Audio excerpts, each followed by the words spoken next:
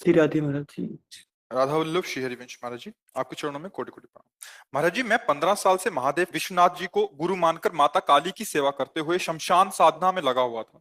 एकाएक कुछ महीनों से राम जी के नाम से प्रेम हो गया है। शमशान साधनाओं में जो मंतव्य का प्रयोग करता था, कुछ महीने से अब नहीं कर पा रहा हूँ। माला करते हुए मंत्र भूलकर केवल राम नाम ही चलने लगता है। अब राम नाम जपने से आंख से आंसू भी आते हैं, हमेशा रोना चालू होता है। महाराज जी मार्गदर्शन करें, मैं किस दिशा में जाऊं? सही बात ये हुई है कि भगवान भूतेश्वर की आपके ऊपर कृपा हो गई है, जो राम राम तुम्हारे को जपने की रुचि हो गई। बहुत कृपालु हैं भगवान शंकर।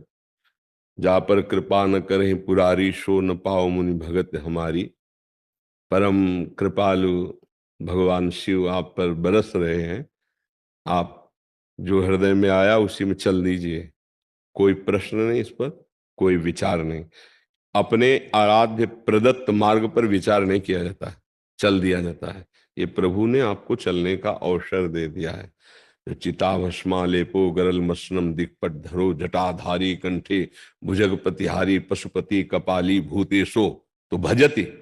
अगर उनका भजन करते, जगदीश ही का पदवी, ये जगदीश की पदवी प्रदान करते हैं।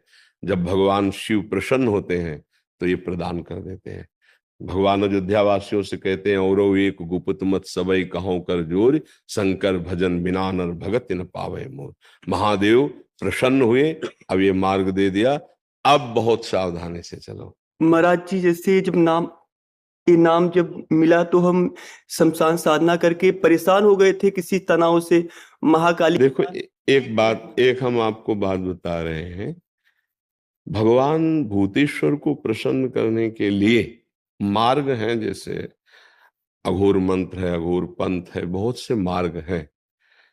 हमारे भगवान का एक स्वभाव है, ये था माम प्रपद्यन्ते तास तथै भजाम्य हम। अगर आप उनको अघोर रूप से देखोगे वैसा आपको अनुभव करा देंगे। वो भूत रूप से देखोगे भूत रूप से आपको दिखा देंगे। मंत्र सिद्ध करके वासनाओं की कामनाओं की पूर्ति के लिए सिद्ध बनकर पूजने लगोगे, लेकिन भगवत साक्षात्कार नहीं होगा। आज शिव जी की कृपा हुई कि आप भटकने से बच गए और मार्ग आपको मिल गया। इसलिए सौम्य और शांत और पवित्र आहार करते हुए दैन्य भाव से चलोगे तो जीवन कृतार्थ हो जाएगा। हाँ, कब जैसे शिव उपासना में है, जो संभल नहीं पाते हैं तो फिर वो गलत मार्ग का अवलंबन ले लेते हैं, क्योंकि हम काशी में ही रहे, घाटों में ही रहे और उन्हीं के उपासक रहे हैं। फिर वो इसीलिए तो हम आपके पास आए। हाँ, वो अन्य जो नहीं पाना चाहिए वो पाने लगते हैं, जो नहीं पीना चाहिए वो पीने लगते हैं और कहते हैं भगवान शिव हलाहल विष समस्त देवता और भगवान की प्रार्थना स्वीकार की। जिस समय समुद्र मंथन हुआ तो समुद्र मंथन से सबसे पहले हलाहल विष निकला, जो पूरे विश्व को भस्म कर देता। तो स्वयं अजित भगवान श्री हरि समस्त देवता दैत्य भगवान शिव के शरण में गए और जब वंदना की और कहा प्रभु रक्षा करो इस जगत की, क्योंकि आप ही कर सकते हो रक्षा। तो उन्होंने प्रार्थना की और भगवान शिव ने पूरे हलाहल विष को कंठ में रोक लिया और नीलकंठ नाम।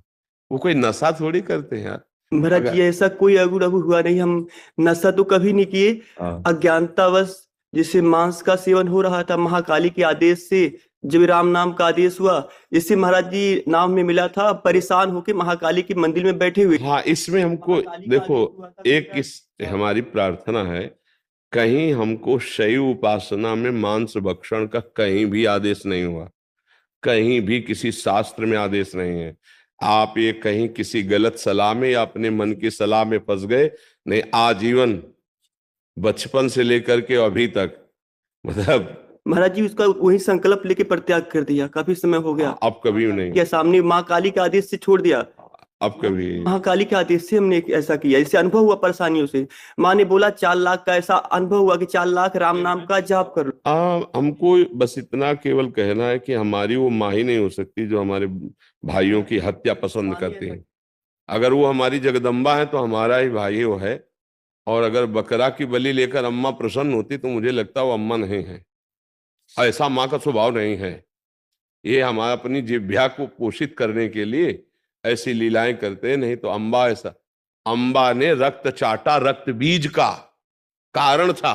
वो ऐसा राक्षस दैत्य था कि अगर उसका अस्त्र मारो और जितने बूंद वो गिरेगा रक्त, उतना दूसरा रक्त बीज तैयार। अब कोई देवता अस्त्र प्रहार करे तो सैकड़ों लाखों रक्त बीज तैयार। अब अंबा ने विचार किया आप कैसे इसको कैसे, भाई आप जितना काटो उसको, एक को काटा जितना रक्त निकला लाखों रक्त बीज वैसे ही तैयार हो गए। तब आद्या शक्ति महाकाली की सब देवताओं ने प्रार्थना की कि अम्मा तुम ही देख सकती हो, बहुत ही उद्दंडता कर रहा है। तो योजनों लंबी जिह्वा, योजनों विशाल खड्ग और खप्पर मारा, जिह्वा में लपेट करके पूरा चाट गए, एक और नेरे सबको मार के। तो अंबा ने ये किया है अपने बेटों के रक्षा के लिए। ये जो निरीह जीव हैं, तुम्हारे एक चुटकी से ऐसे काटे तो आ करोगे, पर दुख देने वाला कभी सुखी हो जाए, किसी की आराधना करता हो, मुझे तो समझ में नहीं आता।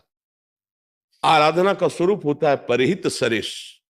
कोई भी सिद्धांत ऐसा हमें आज तक नहीं मिला, क्योंकि शैव उपासना में हम भी रहे और बहुत अनन्य रहे और कट्टर शैव रहे, कोई मिलावट नहीं रही है। हाँ, ऐसा नहीं कि हम चिता की भस्म नहीं लगाई या काशी के घाटों का सेवन नहीं किया या भस्मीभूत महादेव जी की आराधना नहीं की, पर अभक्षा भक्ष का कहीं भी ऐसा नहीं लिखा। देखो एक स्थिति होती है, जैसे आद्य गुरु भगवान शंकराचार्य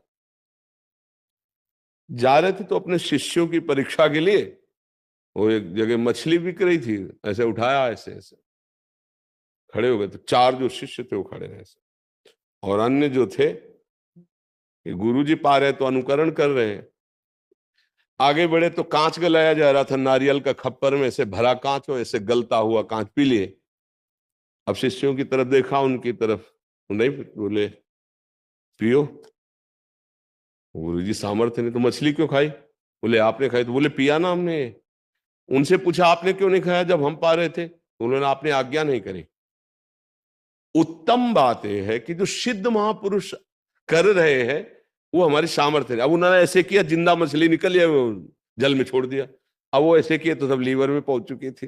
तो हम महापुरुषों का, जैसे सिद्ध ऐसे हुए हैं महापुरुष, उनकी कुछ लीलाएं विचित्र हुई हैं। हम उनके केवल आदेश उपदेश से जो आचरण मिलते हैं वो मानते हैं, अन्यथा प्रणाम है, आप महापुरुष हो, आपकी बात अलग है, हमको वैसे कार्य नहीं करने हैं। तो बड़ी कृपा हुई, खूब नाम जप करो और पवित्र भोजन, पवित्र आचरण और किसी भी जीव को किसी भी तरह से दुख ना पहुंचाना, इसी से साधुता पुष्ट होती, चाहे जिस मार्ग का हो। नहीं तो आप देखो, आप खुद निर्णय करें कि आपकी बुद्धि आपको धोखा देने लगी थी, मतलब हाँ, आगे चल करके जो स्थिति आती वो आप अपने को भले सिद्ध कहते, लेकिन एक पागल किसी और कोई स्थिति नहीं रहती। आद्या शक्ति को, या जैसे हनुमान जी है, इनको प्रभु और प्रीतम मानकर आराधना करोगे तो निकल जाओगे, अगर अधीन करने की कोशिश करोगे तो मिट्टी में मिल जाओगे। इनको अधीन करने की सामर्थ्य किसी की नहीं। जब अंबा अपने रूप में आ गई तो शिव जी चरणों में पड़े थे। दर्शन करते हो कभी? ऐसा दर्शन क्यों? माँ विशाल और वो चरणों में पड़े हुए हैं। आद्या शक्ति है, कभी कोई जैसे ऐसे नहीं कि हम दैवी शक्ति को सिद्ध, वो बहुत, इसलिए नाम जप करे। बड़ी कृपा है कि आपको राम राम का मार्ग मिल गया, खूब नाम जप करो। कोई कुछ चलता ही नहीं महाराज जी इनके अलावा। हाँ, बस शांत और किसी से कहिएगा भी नहीं, क्योंकि फिर अंतर ध्यान हो जाता है। अगर हम कहते हैं हमारा भजन बहुत दिव्य चल रहा है, निरंतर चल रहा है, वो रुक जाएगा। ये हम दिव्यता की बात कहते हैं। आज जैसे यहाँ संत सभा में कह दिया, अब इसके बाद कभी नहीं कहना, शांत। और ऐसे कोई भी आचरण या ऐसा पहनावा ऐसा ना होना चाहिए जो सात्विक ना हो, शतोगुण से युक्त पहना। देखो भगवान शिव हैं, उनकी हम समानता नहीं कर सकते। जैसे वो मुंडों की माला पहनते हैं, उनकी समानता कर सकते हैं। अगर वो आंख मूंद लिए तो 88,000 वर्ष एक बार में आंख मूंद गई। शंकर सहज स्वरूप संभारा लाग समान। 88,000 वर्ष। अपनी आयु कितनी है? 80 और 100, 88 तक पहुंच जाए तो बड़े भाग्यशाली समझो। 88,000 वर्ष की जिनकी समाधि लगती है, उनसे हम होड़ कर सकते हैं कि वो मुंडों की माला पहनते तो हम मुंडों की माला पहने, वो जहर खाए तो हम। धतूरे का फल चढ़ता है, एक धतूरे के फल में 20-25 आदमी मर जाएंगे। महादेव जी के धतूरों का फल, मतलब वो अद्भुत देवता है, उनकी प्रसादी भी बहुत होश है से ले। मतलब सेव भी चढ़ता है तो सेव ले लो।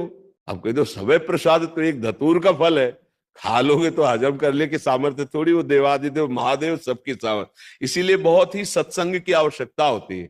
नहीं तो उसमें क्या उद्दंडता आ जाती है, आराधना में उद्दंडता आ जाती है और वो फिसल कर मानसिक विक्षिप्त हो जाता है और फिर लोग उसको सिद्ध मानने लगते हैं। मानसिक विक्षिप्तता को जो जितना धर्म के विरुद्ध उद्दंडता करे उसको चार लोग जो है ना वो सिद्ध घोषित कर देते हैं। ये कलयुग का प्रताप है। जैसे कई बातें ऐसे देखने को मिलती है जो तस्मात् शास्त्रम प्रमाणम ते कार्यकारी व्यवस्थित हो, कभी सिद्ध ऐसा नहीं कर सकते। क्योंकि जैसे हम सात्विक भाव लेकर के चले और परिपक्व हुए तो वही भाव रहेंगे ना। तो सिद्धावस्था में तो और सावधानी सिद्ध हो चुकी है, वो असावधान कैसे बर्ताव करता है। आजकल जितना कोई असावधान बर्ताव करे तो उसे कहा जाता है ये सिद्ध हो गए, क्योंकि अज्ञानी जीव है। सिद्धावस्था की हर एक स्थिति हमारे शास्त्र में लिखी है।